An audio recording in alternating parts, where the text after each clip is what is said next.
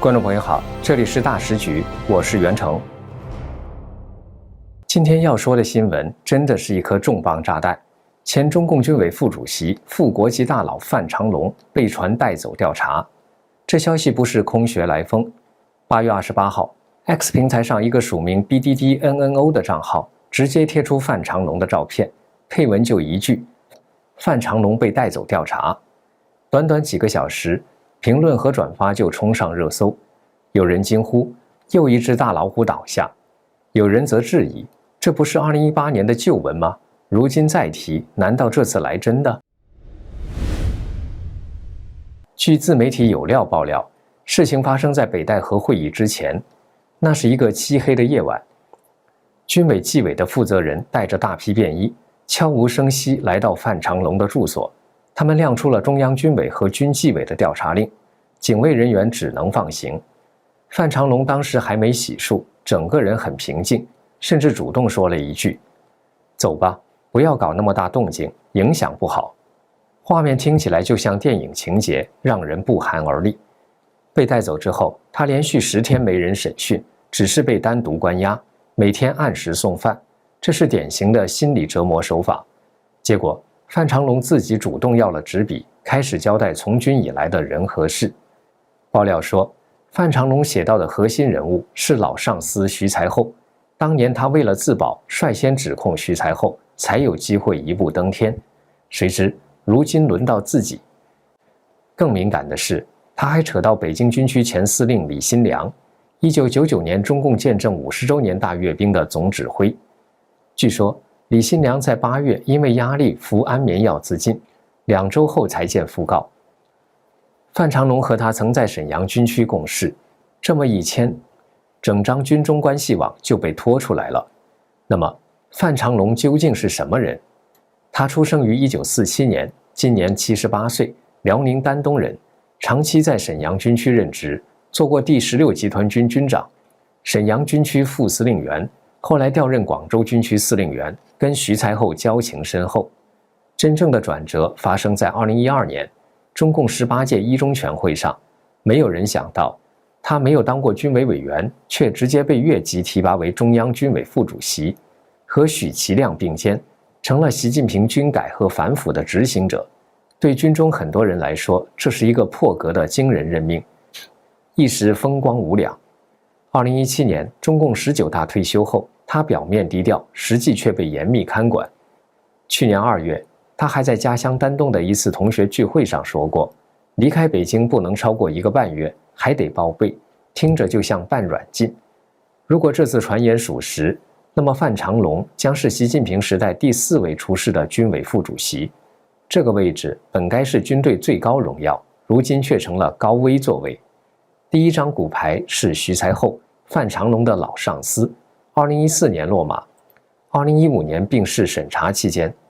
第二张骨牌是郭伯雄，军中太上皇，2016年判囚终身监禁。第三张骨牌是房峰辉，2018年因受贿判囚终身监禁。还有今年以来失踪的何卫东，至今下落未明。如今如果再加上范长龙，这个副国级核心群体几乎全军覆没。更诡异的是，9月3号就是大阅兵，这可是抗战胜利80周年的面子工程，习近平亲自检阅的场子，但现在总指挥却还悬着。还有消息说，军中有人甚至上书，拒绝祸国殃民者检阅。这场本该烟火灿烂的阅兵，难道真要变成一颗火药桶？观众朋友们，你们怎么看？范长龙这一声枪响，会不会只是更大风暴的开端？下面我们把目光转向香港。对不少港人来说，今天是一个心跳加速的日子。一位77岁的老人胸口贴着心电图监测仪，步履缓慢地走进法庭，迎向可能改变一生的审判。他就是香港媒体大亨黎智英。他的国安法案件今天终于来到一个关键节点，结案陈词结束，但判决将会如何呢？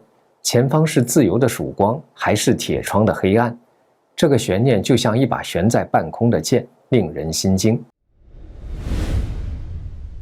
我们先看一下现场，香港西九龙裁判法院内，气氛凝重得像暴风雨前的寂静。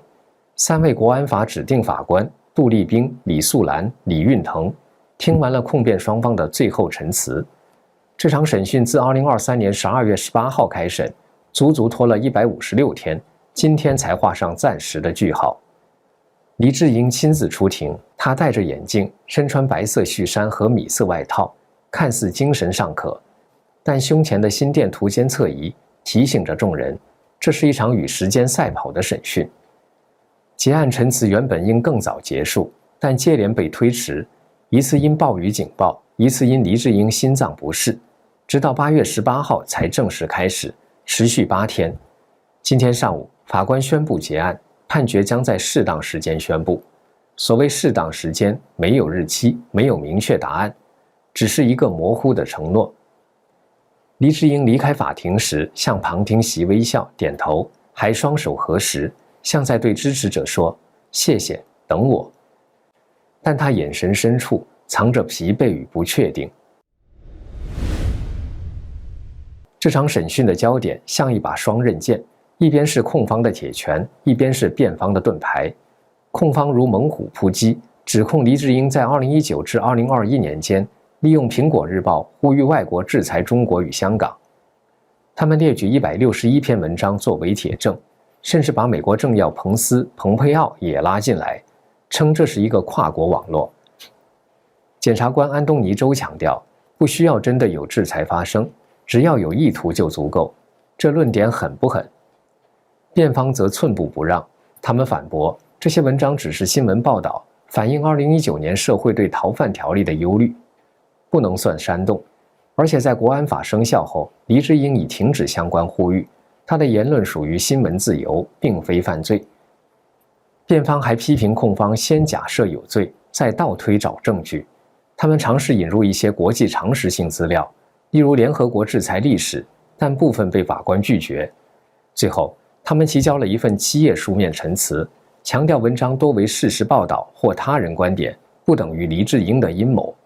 这场拉锯简直是一场智力比拼，控方要证明意图，辩方要守住言论自由的底线。胜负如何？答案暂时还握在法官手中。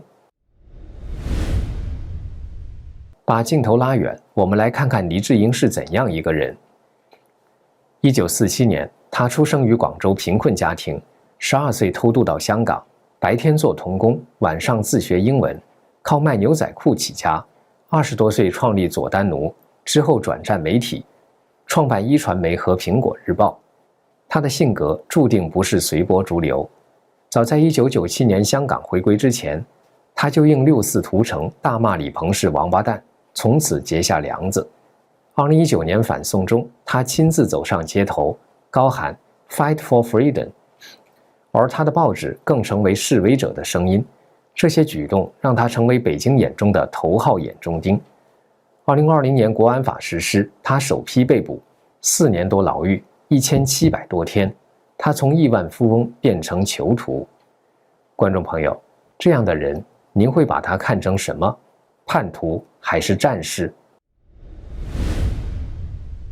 今天，国际媒体几乎是蜂拥而至 ，BBC、纽约时报、卫报、德国之声全都把它放在头条。外界为什么如此关注？因为这不只是审判一个人，而更像是一面放大镜，把香港的变迁和背后的全球张力一点一滴照了出来。首先是新闻自由的危机。苹果日报曾是香港最敢言的报纸，2021年被迫停刊，那一天就像香港新闻界的冬天正式到来。无国界记者组织甚至把香港新闻自由指数降至红色警戒区，与中国大陆并列。这案子若判黎智英有罪，会不会让其他记者晋升？这是外界最担忧的。其次是司法独立的质疑。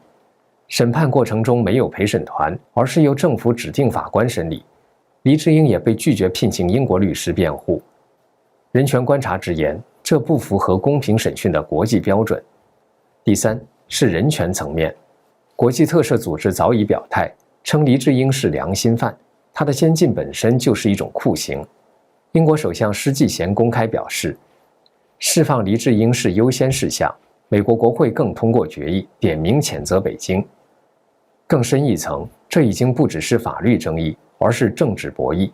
黎智英代表香港的民主梦想，他的案件成了中英、中美角力的战场。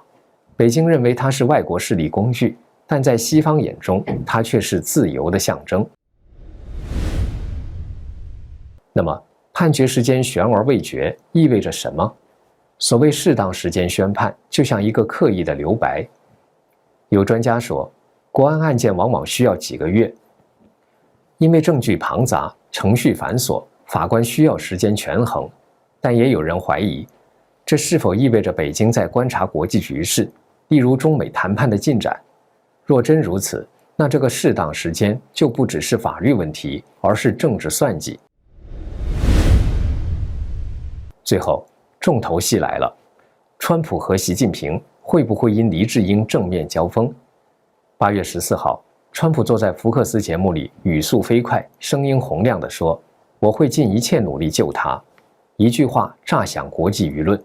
他还透露，自己已经把黎智英的案子放进中美贸易谈判，并不忘补一句：“我和习主席私人关系好得很。”典型的川普风格，你懂的。他总是把人和事变成谈判筹码，延长关税休战，放松华为禁令，就是这样的例子。《纽约时报》分析得很直白，黎智英的自由几乎悬挂在华盛顿与北京的博弈之上，任何细微转折都可能改变结果。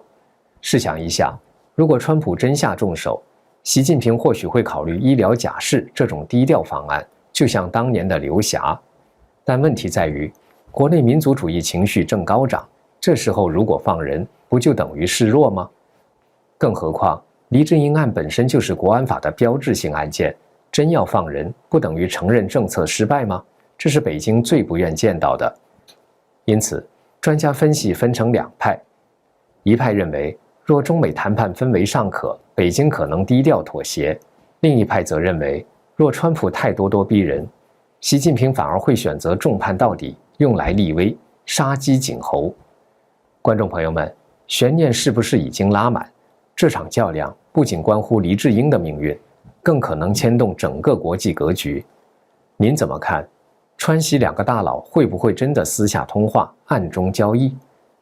最终是川普成功营救港人心中的民主英雄，还是习近平铁腕不让，强硬到底？